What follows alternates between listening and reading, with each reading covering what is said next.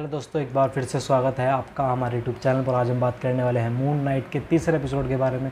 जी हाँ दोस्तों, moon night का तीसरा एपिसोड डिज्नी प्लस पर रिलीज़ हो चुका है और अगर अभी तक आपने मून नाइट का तीसरा एपिसोड नहीं देखा है तो मैं आपको रिकमेंड करूँगा कि पहले आप मून नाइट का तीसरा एपिसोड देखें, उसी के बाद वीडियो को आगे कंटिन्यू करें। और मतलब क्या ही एपिसोड आया दोस्तों, क्या ही बात करूँ उस एपिसोड की। हमने जो पहले की जो 2 एपिसोड थे उन्होंने जो स्टोरी को हमारे सामने इस तरह सेटअप किया था और उसी स्टोरी को एकदम से बूम करके हमारे सामने आता है तीसरा एपिसोड, जो कि हमें सब कुछ दिखाता है। एक्शन, स्टोरी और सस्पेंस भी साथ में बनाए रखता है। एक बहुत ही एंगेजिंग और बहुत ही ज़्यादा एंटरटेनिंग एपिसोड मुझे लगा तीसरा एपिसोड। और इसकी शुरुआत की बात करूँ दोस्तों, तो एपिसोड हमारा वहीं शुरू होता है। हमारा जो मार्क स्पेक्टर है मून नाइट, वो आ चुका है इजिप्ट में। शायद वो हैरो के पीछे आया है। हैरो जिसने की जो कंपास है उसके पास एमिट का पता लगाने के लिए, उसने शायद एमिट का पता लगा लिया है और वो वहीं पर पहुंच भी गया है। लेकिन जो हमारा मार्क स्पेक्टर है उसको एमिट की मूर्ति का भी नहीं पता है, तो वो उसी को ढूंढने के लिए हमारी तिकड़मबाजी लगा रहा है कि कैसे करके वो भी एमिट का पता लगा पाए। और इसी बीच हमारा खोंचू भी एंगेज होता है और खोंचू से भी वो बात करता है कैसे वो पता लगा पाए। और इसी बीच वो थोड़ी सी फाइट लेता है इस इजिप्ट के लोकल गुंडों से, जिसमें कि हमें एक और बार फिर से हमें शायद मार्क स्पेक्टर या फिर स्टीवन की कहें, मून नाइट की कहें, हमें एक तीसरी पर्सनैलिटी हमें देखने को मिली, जिसमें जो इजिप्ट के जो लोकल गुंडे थे उनसे लड़ते वक्त जब हमारा मार्क स्पेक्टर ब्लैकआउट हो जाता है, तो जब उसको होश आता है तो वो उन गुंडों को मार देता है। और तब वो स्टीवन से पूछता है कि शायद क्या इन्हें तुमने मारा है, तो स्टीवन भी कहता है कि मुझे भी इस बारे में कुछ नहीं पता। तो ये जो बीच में जो मार्क स्पेक्टर ब्लैकआउट होता है, जिसके बारे में स्टीवन को भी कुछ नहीं पता रहता, इस बीच में जो मार्क स्पेक्टर की पर्सनैलिटी आती है वो अभी तक शो में दिखाई नहीं गया कि वो कौन है, किस तरह से वो मार्क स्पेक्टर की पर्सनैलिटी है, या फिर वो कौन है, कैसे उसकी पर्सनैलिटी का हमारे मार्क स्पेक्टर पे इतना ज़्यादा इफेक्ट है।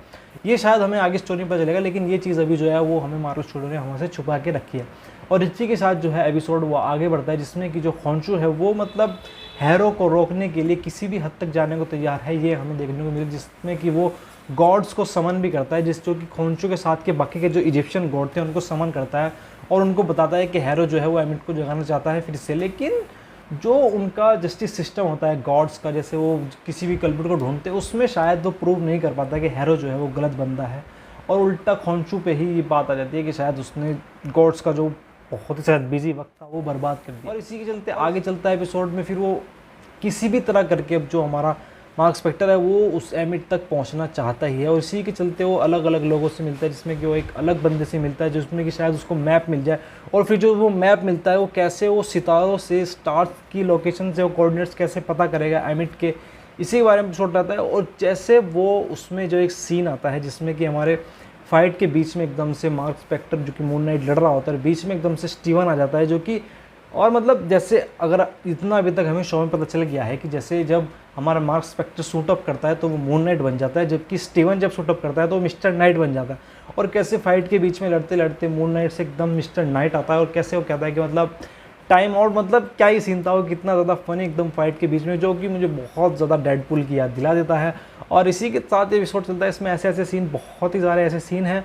और इसी के साथ हमारा एपिसोड चलता है जिसमें कि एंड में जा करके जो हमारा जो स्टार के कोऑर्डिनेट जिस तरह का वो मैप बनाते हैं अपनी, जो हमारे स्टीवन की जितने भी इजिप्शियन गॉड्स, इजिप्शियन माइथोलॉजी के बारे में जितनी भी नॉलेज है, उससे जो वो मैप बनाता है और जैसे स्टार्स के कोऑर्डिनेशन से पता लगाता है कि मतलब कहाँ पे एमिट जो है वो हो सकता है। और मतलब उस जो वो मैप बनाता है उसको देखने के लिए एक पर्टिकुलर टाइम था जिसमें कि तारे आकाश में एक पर्टिकुलर जगह पर है, जिसके कोऑर्डिनेट्स के हिसाब से हमें जो है वो एमिट का पता चलता। तब हमें पता चलता है खोंचू की एक और पावर के बारे में। वो बताता है कि मुझे वो रात याद है और आज मैं उस रात को फिर से ला सकता हूँ, लेकिन शायद उसको अपने आप को सेक्रीफाइस करना पड़ेगा। खोंचू को शायद उसको कैद करके रख ले, इसके बाद इजिप्शियन गॉड की शायद वो एक तरह से टैबू कमिट करने वाला है। और मतलब जब वो फिर से उस रात को वापस से पलट देता है और मतलब फिर से वो एक मूर्ति, छोटी सी मूर्ति बनने के, हमारा जो खोंचू है छोटी मूर्ति में बन करके कैद हो गया। शायद वो जाते हुए कहता भी है कि मार्क से कहना कि वो मुझे आज़ाद करा ले।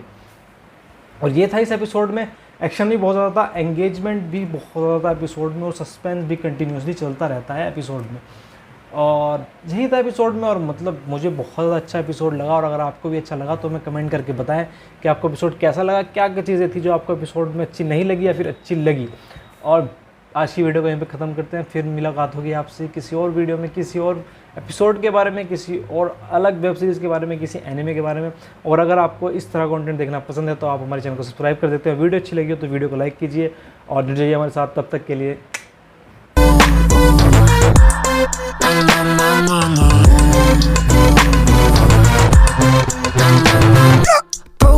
candles and a warning scribbled